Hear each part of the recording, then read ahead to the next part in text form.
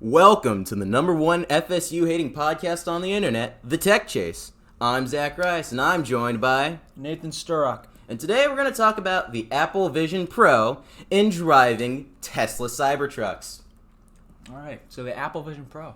The Apple Vision Pro. It's a $3,000 headset. It's like an HTC Vive. I'm not paying for all that. Its leading competitor right now, I think, is the Meta Quest 3. Coming in at like what, $600, $300, $400? Now, it's definitely a price hike, but it's Apple, so let's buy it anyway.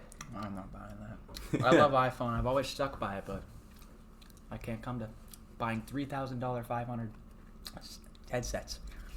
But look, you can get the Tesla app on the Apple Vision Pro and have it unlock your Tesla.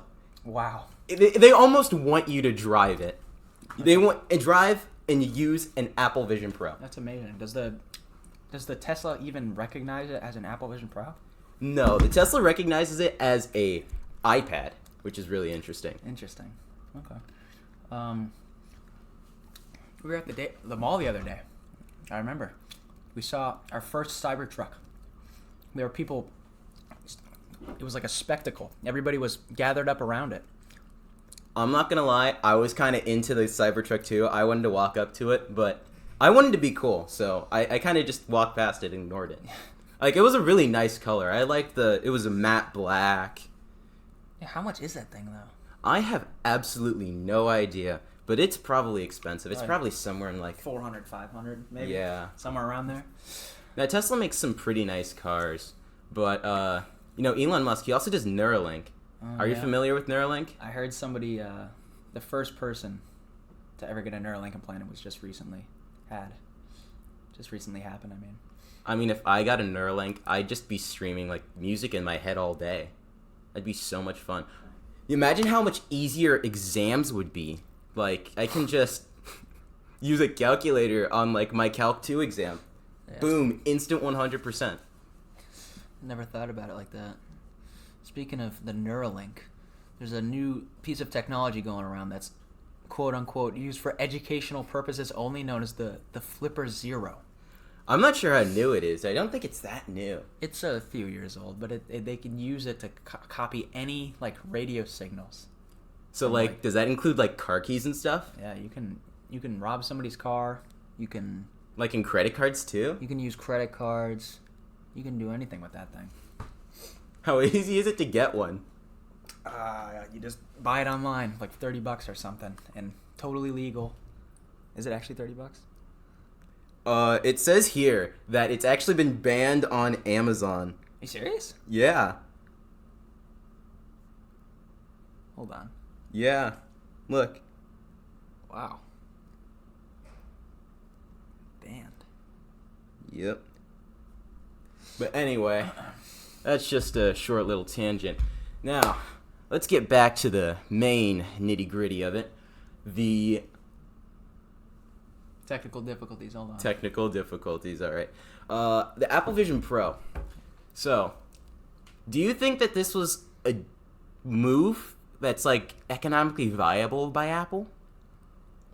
I don't think too many people are going to buy it, honestly. The Meta Quest, its leading competitor right now, has very accessible. It's very easy to get into. It's a lot cheaper. It's a lot less niche. It's it's a lot more older, so it has a lot more software and stuff. The Apple Vision Pro is very new, so it's very undeveloped right now, I think.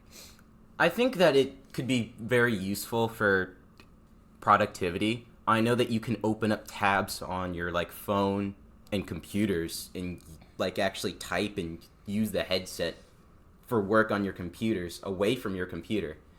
Although I'm not sure how it would replace the computer. Like, I don't understand why you would use an Apple Vision Pro to do work that you could do on your computer. Now, it's an interesting thing, but I don't know how effective it would be in stirring up the market. I'm not sure what Apple was going with here. Kind of reminds me of the invention of the the Segway.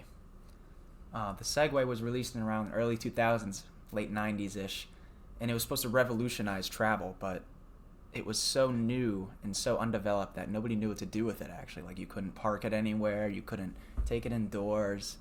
It was kind of just a product that had no use for people. So the Apple Vision Pro, especially behind this paywall that it has, $3,500, people even say that the Meta Quest is too expensive. Nobody wants to pay $300-$400 for some technology they're not going to use all the time. The Apple Vision Pro also has that problem. And I heard that the Apple Vision Pro was actually, a lot of people were returning them because I guess they just bought them for the novelty of it and then just to check it out, but they didn't really think it was like an economic solution to keep it, so they just returned it to get their money back. Right. Kind of just sampled it. No, you got you. But it looks like we're nearing the end of our episode with the Tech Chase, the #1 FSU hating podcast on the internet. I'm Zach Rice. And I'm Nathan Strock. Have a great day.